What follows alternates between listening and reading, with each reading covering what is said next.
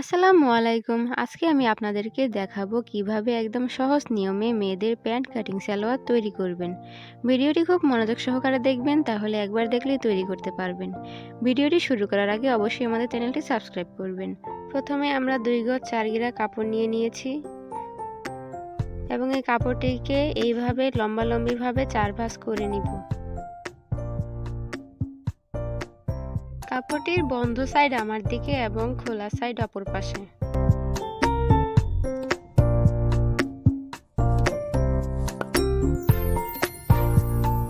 সালোয়ারের লম্বা 41 ইঞ্চি। অপর দিক থেকে হাইয়ের মাপটা নিয়ে নিব। উপরের বন্ধ সাইড থেকে 16 ইঞ্চিতে হাইয়ের মাপ। এই 16 ইঞ্চি থেকে 1.5 ইঞ্চি ভিতরে রেখে দাগ এবং এই জায়গা থেকে একদম লম্বালম্বিভাবে উপর পর্যন্ত একটি দাগ। এরপর হাইয়ের শেপ দিয়ে নিচ্ছি।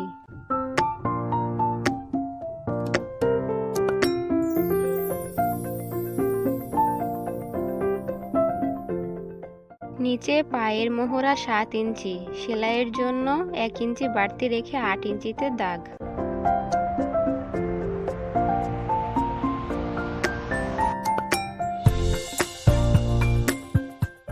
এবার পায়ের মোহরা থেকে হাই পর্যন্ত পায়ের শেপ দিয়ে নিব। এই শেপটি আপনারা ইচ্ছা করলে স্কেল দিয়েও করতে পারবেন, হাত দিয়েও করতে পারবেন। তারপর আমরা এই শেপ অনুযায়ী কেটে নিচ্ছি।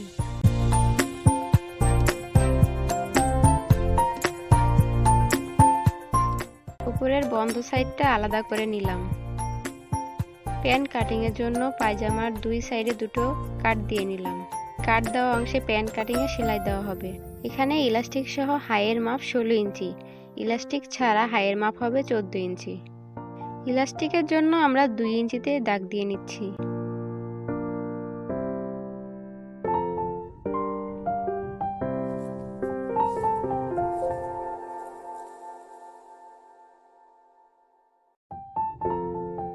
এবার পায়ের পট্টি। পায়ের পট্টি লম্বা হবে 7.5 ইঞ্চি, চওড়া হবে 5 ইঞ্চি। এবার এই লম্বা ও চওড়ার মাপ অনুযায়ী দাগ দিয়ে নিলাম। তারপর আমরা এই শেপ অনুযায়ী কেটে নিচ্ছি। কাপড়টিকে উল্টো রেখে প্যান্ট কাটিং এর সেলাইয়ের জন্য আমরা উল্টো দিক থেকে একটি সেলাই দিয়ে নিব।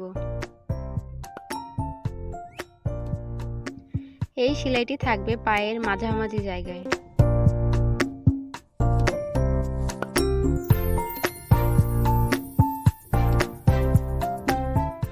এবার কাপড়টিকে ভাঁজ সাইডে এনে এর উপর আরেকটি চাপ সেলাই দিয়ে নিব।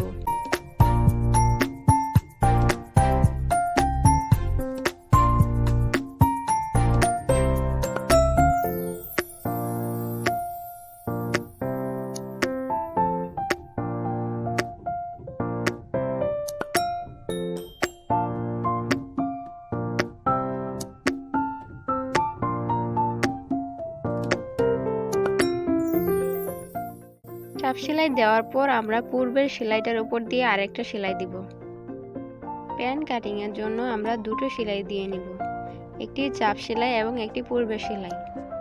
এই সেলাই দুটির জন্য এই প্যান্টকে প্যান্ট কাটিং সালোয়ার বলা হয়। আমরা একই নিয়মে পায়জামার দুটো পাই এভাবে সাইড থেকে সেলাই করে নিব।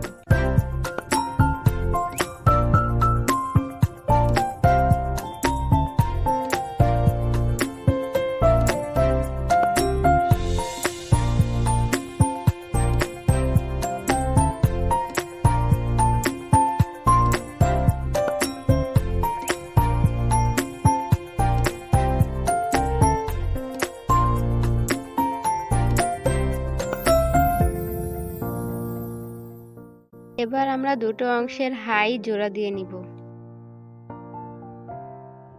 হাইয়ের নিচের অংশ থেকে সমান সমান ধরে সেলাই করে নিব।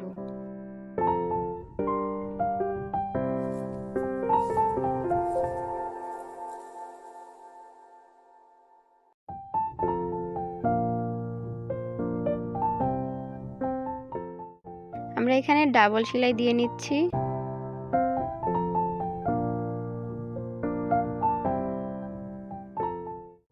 একইভাবে হাইয়ের অপর পাশের দুটো অংশ জোড়া লাগিয়ে নিব।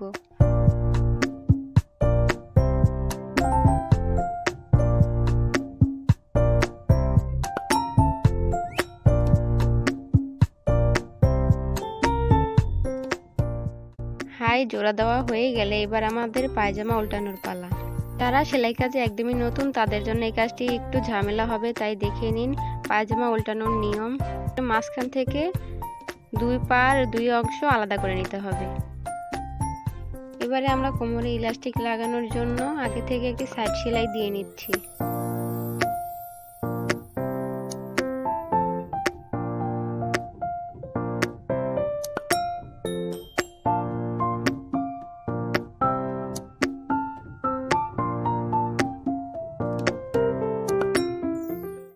ইলাস্টিককে দুই ভাঁজ করে 13 ইঞ্চি মাপে কেটে নেবেন।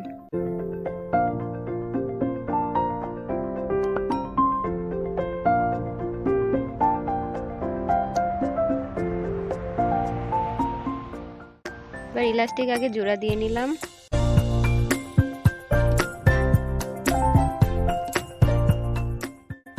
ইলাস্টিককে খুব সুন্দরভাবে কাপড়ের ভিতরে ঠিক আমি যেভাবে দেখাচ্ছি এভাবেই সেলাই করে নেবেন।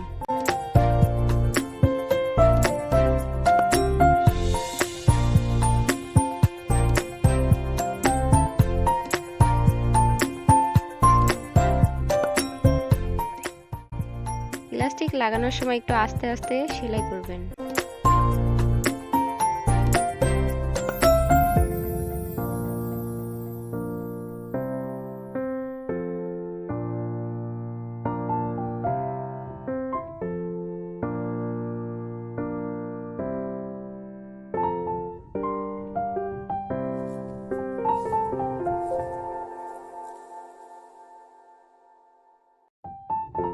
ইলাস্টিক টেনে টেনে লাগাতে হয়, একটু ধৈর্য সহকারে টেনে টেনে ইলাস্টিক লাগাবেন।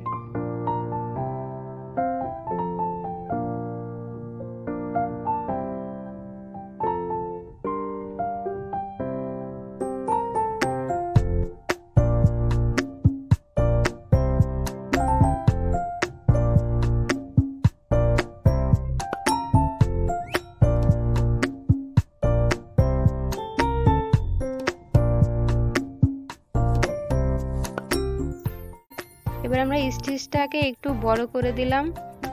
ইলাস্টিকের উপর সেলাই করলে স্টিচটা একটু বড় করে দিতে হবে।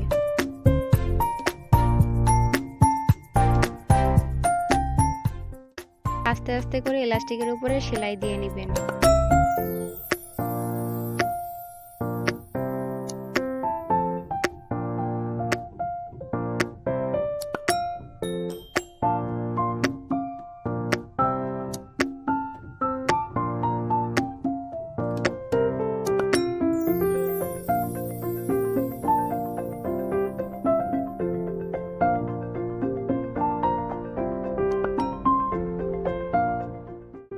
এবার পায়ের নিচের অংশে একটি মোটা বর্ডার হবে।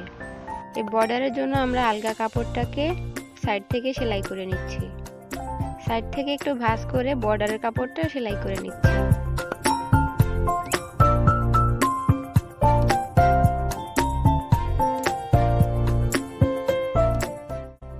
এবার এই বর্ডারটাকে ভাঁজ করে আরেকটা সেলাই দিব, যাতে বর্ডারটাকে মোটা মনে হয়।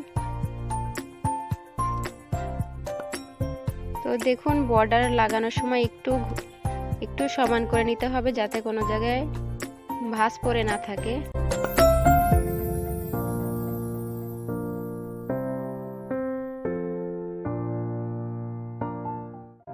এবার আমরা বর্ডারটাকে ভাঁজ করে সেলাই করে নিলাম। বর্ডার হয়ে গেল। এখন আমাদের পায়জামার সাইড লাগানোর পালা। পায়জামায় পায়ের মোহরা থেকে একদম উপর পর্যন্ত সাইডটা আটকে নিচ্ছি।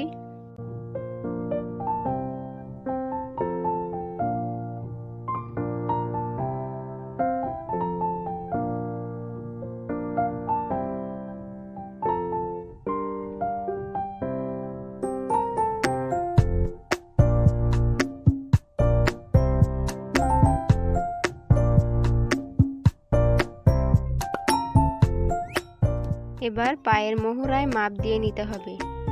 পায়ের মাপ অনুযায়ী আমরা এখানে 6 ইঞ্চিতে সেলাই দিয়ে নিচ্ছি।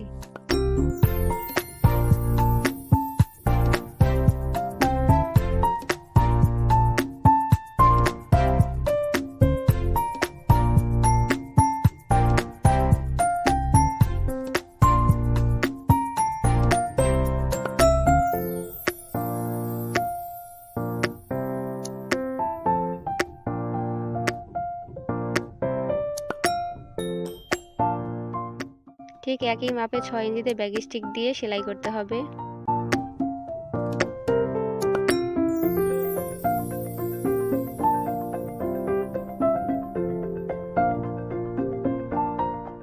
ভিডিওটি ভালো লেগে থাকলে অবশ্যই আমাদের চ্যানেলটি সাবস্ক্রাইব করবেন এবং কোনো বিষয়ে জানতে চাইলে অবশ্যই কমেন্ট করে জানাবেন। ধন্যবাদ।